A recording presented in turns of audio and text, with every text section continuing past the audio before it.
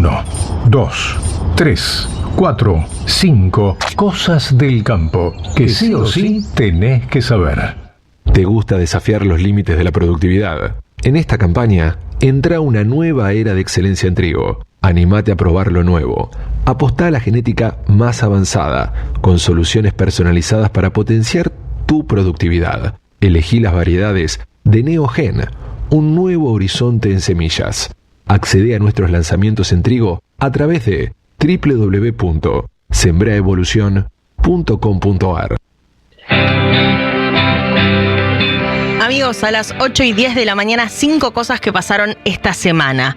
Primero, el gobierno frenó un paro en los puertos. El gobierno dictó esta semana la conciliación obligatoria. El jueves dictó la conciliación obligatoria y frenó un paro sorpresivo, la verdad, que había aparecido de parte de los recibidores de granos, que iba a paralizar justamente los puertos y la exportación. Es una discusión de índole salarial la que están dando entre la Cámara de Puertos Privados Comerciales y Urgara, que es el gremio de los recibidores de granos. Se anunció, entrado el miércoles en realidad, iba a empezar a las 10 de la noche en todas las terminales portuarias, el jueves iba a empezar a las 10 de la noche en todas las terminales portuarias de la Argentina. Había fracasado una negociación de ese día, aparece la conciliación obligatoria, así que finalmente se supo que va a haber audiencia virtual, va a ser el martes y se va a terminar definiendo esto en un par de días, el martes, y hay por ahora 15 días de tregua. ¿Qué pasa? ¿Qué tan lejos están? Bueno, no parece que estén tan lejos, porque si miramos números, la Cámara propone terminar en 32% de aumento anual y el gremio está parado en el 35,5%. Decís, bueno, es poquito lo que hay, pero parece que no se están poniendo de acuerdo, que están bastante inflexibles, sobre todo en algunos detalles sobre retroactivos de mayo, junio, etcétera. Se venía un paro, como les decimos, pero se frenó a tiempo. Son paros en general muy caros, muy costosos, porque cada vez que aparece uno, acá lo contamos, sale entre 50 y 100 mil dólares por día un solo buque parado en los puertos. Así que imagínense, pero bueno, justamente... ¿Te acordás, Caro, que habíamos hecho la cuenta de que en el último de estos paros, que tenía que ver con... En el de los prácticos. Habían 140 barcos en todos los puertos del país. Habíamos hecho la cuenta de que eran 10 millones de dólares por día lo que se perdía. Había 140 barcos, exacto, ahí en esa fecha. Bueno, ahora, insisto, es lo que se evitó en este caso, porque aparece como la actividad portuaria y la exportación es actividad esencial, aparece la conciliación obligatoria muy rápido del Ministerio de Capital Humano y de la Secretaría de Trabajo. No termina de generar 100% de tranquilidad en el sector de los puertos y los exportadores, porque ya pasó alguna vez que, como hay muchos sectores empresarios involucrados en esta cadena y que con los que puede negociar Urgara, puede que ahora digan, bueno, tenemos conciliación obligatoria en la negociación con la Cámara de Puertos Privados Comerciales, pero vamos a negociar con el acopio o con otros sectores o con Cadecra, y puede terminar haciendo un paro igual a pesar de esta conciliación, algo que, insisto, ya pasó en otras ocasiones. Por eso hay algo de preocupación todavía en sectores empresarios, pero por ahora no hay paro. Vamos a ver qué surge de la reunión virtual que se va a hacer este martes, convocada por la Secretaría de Trabajo.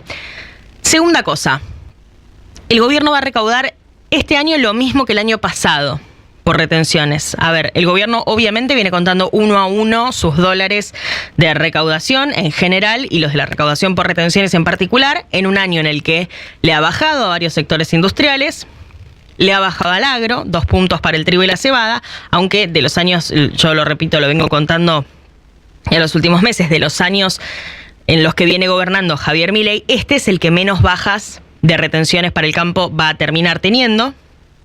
Este año, como les digo, 2 puntos para el trigo y la cebada, y lo demás quedó en un cronograma para enero del 2027 y para el 2028, asumiendo que el gobierno gana las elecciones. Pero básicamente este año, según la Bolsa de Comercio de Rosario, que analizaba esos datos, va a terminar recaudando 4.600 millones de dólares por retenciones. Es lo mismo que el año pasado, pero en realidad aumentó la producción. O sea, debería ser lo mismo que el año pasado si aumentó la producción, si pasamos de 132 a 164 millones de toneladas. Sí, porque aparecieron estas bajas, no solo la de los 2 puntos de este año para el trigo y la cebada, sino que también contempla las bajas que se hicieron el año pasado. Por eso es que, y además porque pensemos que el gobierno el año pasado hizo esa eliminación de 3 días de retenciones hasta conseguir $7.000 millones, cuando entre las elecciones que ganó Kicillof en la provincia de Buenos Aires, las de agosto y las de octubre, que termina ganando a nivel nacional el gobierno, el oficialismo, La Libertad Avanza, en el medio hubo una corrida, el gobierno necesitaba de esos dólares y mientras esperaba los $20.000 millones que iba a mandar el Tesoro de Estados Unidos, el famoso anuncio esperado de Scott Bessent, bueno, apareció el campo a salvar ahí las papas, el gobierno elimina retenciones, elimina las bajas cero para la soja, hasta que se llegara a juntar $7.000 millones. Eso tuvo un impacto fiscal, obviamente también. Está teniendo todavía un impacto fiscal porque se adelantaron ventas que se tendrían que haber hecho este año. Por eso es que, entre otros factores, termina recaudándose lo mismo que el año pasado y es un dato que se conoció esta semana. Tercera cosa. La ganadería alcanzó un récord de financiamiento de los últimos 20 años. La financiación bancaria que toman las empresas ganaderas tuvo este récord histórico. En el segundo trimestre del año, el saldo de deuda alcanzó los $1.562 millones. Salió esta semana un informe del Rosgan, del mercado del Rosario ganadero, digamos, el mercado ganadero de la Bolsa de Comercio.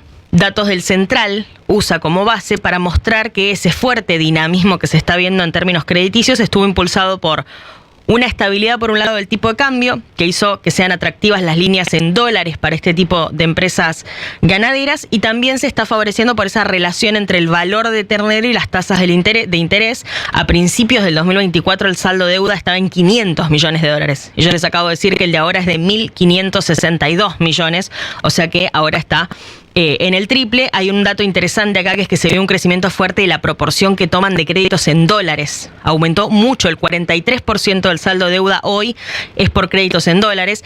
Hace un año era el 30% y hace 2 era el 10%, o sea que viene creciendo mucho el crédito que toman en dólares. Obvio que aparecen, era porque conviene, digamos, pero claro que aparecen algunos interrogantes sobre si esto se va a poder sostener o no, pensando sobre todo en que el año que viene es un año electoral y hay que ver qué pasa con el tipo de cambio en la Argentina. Aparecen los interrogantes de siempre y además la ganadería es una actividad de ciclos biológicos un poquito más largos y obliga a pensar en el mediano plazo, así que hay que ver qué pasa con eso a partir de ahora. Pero por ahora un récord, de hecho, de los últimos 20 años de financiamiento en dólares para la ganadería. Cuarta cosa, la soja viene mejorando el precio y está acelerando las ventas. Nos pasamos a los granos, ahí tenemos que hablar del maíz también, que está saliendo en exportaciones a pleno, la verdad.